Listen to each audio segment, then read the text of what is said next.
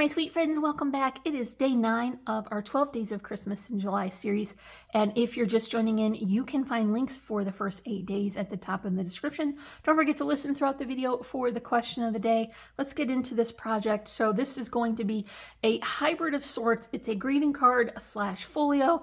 And I just was so inspired by this beautiful pattern paper. I want to see all of these layers at the same time. And so this is a staggered layered card folio. And I have it tied up with this beautiful satin ribbon. So I have a little room for my favorite finishing details. And then inside I can incorporate more of those cut apart images. I've got photo mat layered with some of the stickers from the sticker sheet. So there is lots of detail here. And you can see that you could use a photo mat if you wanted a place to add a personal sentiment as well. But I think whoever receives this will be so happy that you have given them pictures and memories along with their greeting. So if that sounds good to you, then stick around and we will make it together. I've got this Winter Wonderland collection from Echo Park, and I think it's so nice to have some collections that are winter themed as opposed to Christmas for people like us here in Michigan. And we have a winter season that extends well beyond the holidays. So it's nice to have some options that are not holiday specific. So this is going to be a staggered layered card. And I just love that we'll be able to see all of those layers from the front cover. So we'll build the base with this beautiful sage colored cardstock. It's pretty thick, so it's going to be very sturdy. And I have this first piece cut to be 7 high by 11 wide, and it's scored at 5.5, so exactly in half. And I want to, of course, add those 2 glues. Then I'm going to position it so that the scored fold is on the right hand side because that is where it will be most noticeable. So for this layered card, we're going to create the full base and then come back and incorporate those pattern papers because I need to adhere the strips that attach between the layers and hide it underneath those patterns.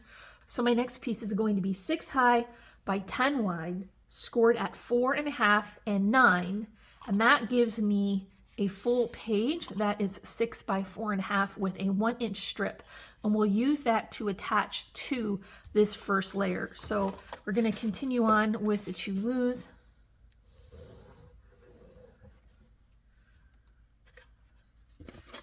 I want this page to open out toward the left, so I'll make sure that this is positioned right here into the corner. Difficult to get this without having it glued to your fingers. And then give that a good press so that you get good pressure between those layers. And now you can see that will open outward. And then we have one more layer that will be the same function. And that is going to be 5 high by 8 wide, scored at 3.5 and 7. So we're still going to get that 1-inch strip here on the side.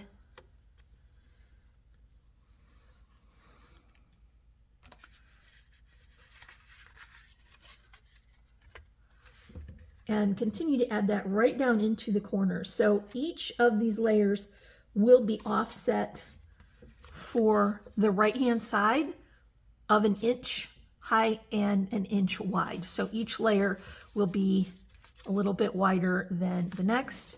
So now we can begin to add our pattern papers. For this back page, it is 6 7/8 by 5 3/8. I think if it were not for the pine cones, you could easily use this collection for other seasons or themes. But like I said, we have a long, cold winter here in Michigan.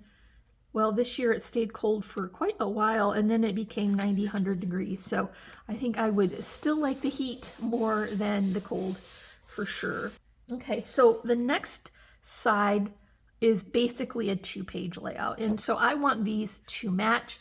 And this is 5 7/8 by 4 3/8. So we're going to get that nice border of our colorful cardstock.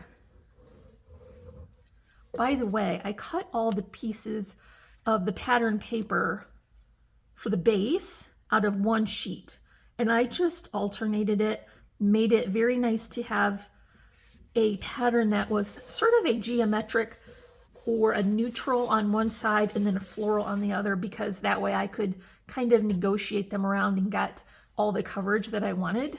Okay, so the next page is going to still be 5 7/8 by 4 3/8, but you see I've got the opposite side of that pattern now.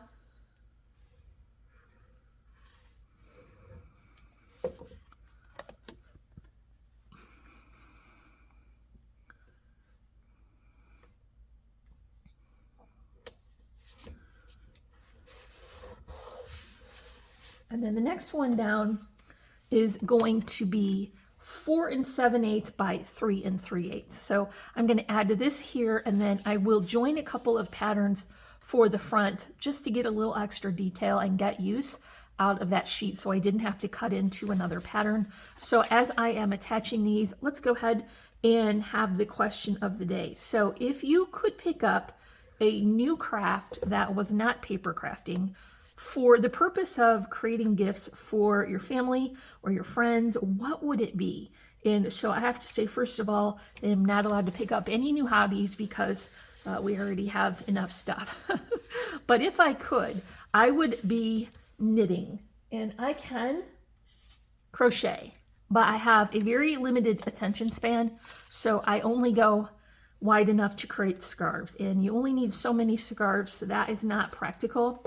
I will say though that I once received a pair of hand knit socks, and it was just such a special way to celebrate giving someone something so nice and personal. So I would love to be able to do that. I'm not going to, because once again my attention span will not allow for anything with more than 5 steps, but if I could, that is what I would do. So let me know in the comments, what kind of handcrafted hobby would you pick up so that you could create gifts for your family and friends? All right, now we have all of these covered, and you could easily leave it like this as a greeting card, but I do think, considering this as a hybrid greeting card / folio, makes it more practical, and you could make it more personal as well. So it's not really like a full scrapbook. It's just kind of adding some pictures and some details.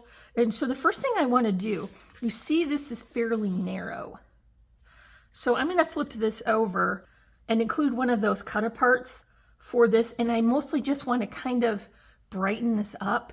And so I have just given this a border of that same sage cardstock.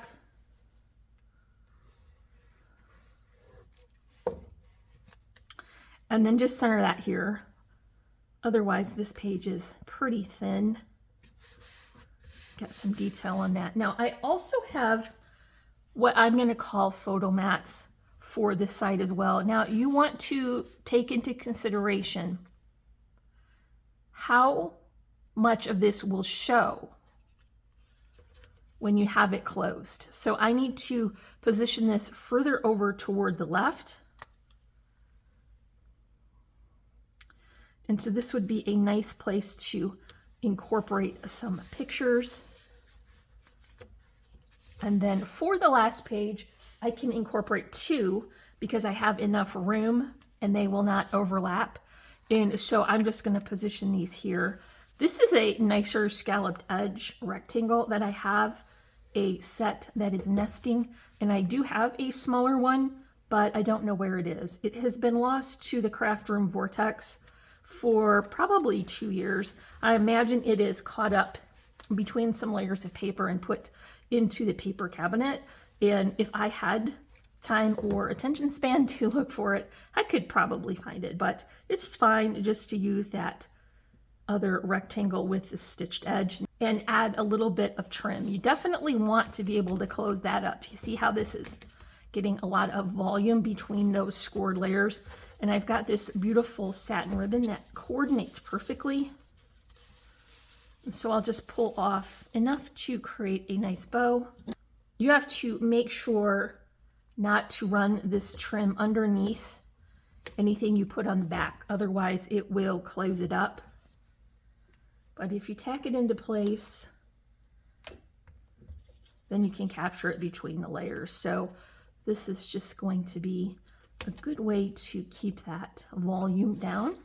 So I'm not going to have room this time for every finishing detail that I would want to add, but I do have space for a focal image, and that is going to come in by the means of a cut apart, the 3x4 size. This one did have a border of this beautiful peachy pink, and so I have clipped off all of the excess down to kind of a border from that. And so it is cozy season. That doesn't necessarily mean Christmas.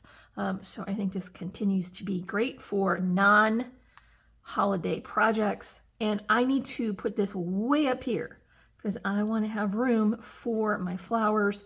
It does not matter that that twine is going to overlap because of those layers underneath.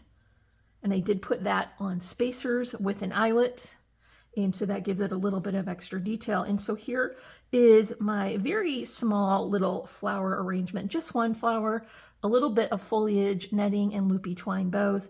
This is a magnolia flower from Really Reasonable Ribbon, and I just swapped out the center for stamens that would better coordinate. So let's add that with a little hot glue.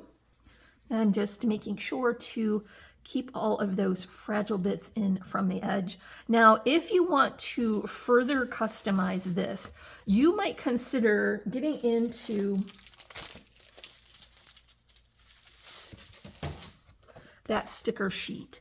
And so I would probably add some small sentiment strips or something like that over top of the photo mat, just to give it a little bit of depth and interest.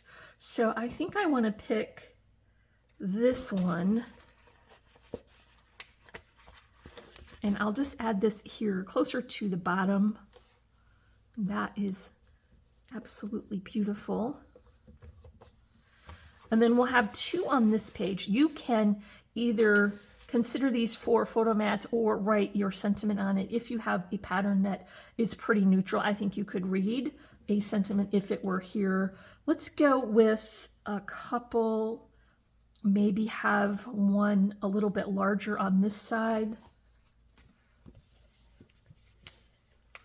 Not always very good at utilizing that sticker sheet, as you all know, but I think it's nice to come in and just give a little bit of extra detail for these pages. So you could put your photo and layer that, and it would have those beautiful florals showing around the outside. We can put one on this side as well.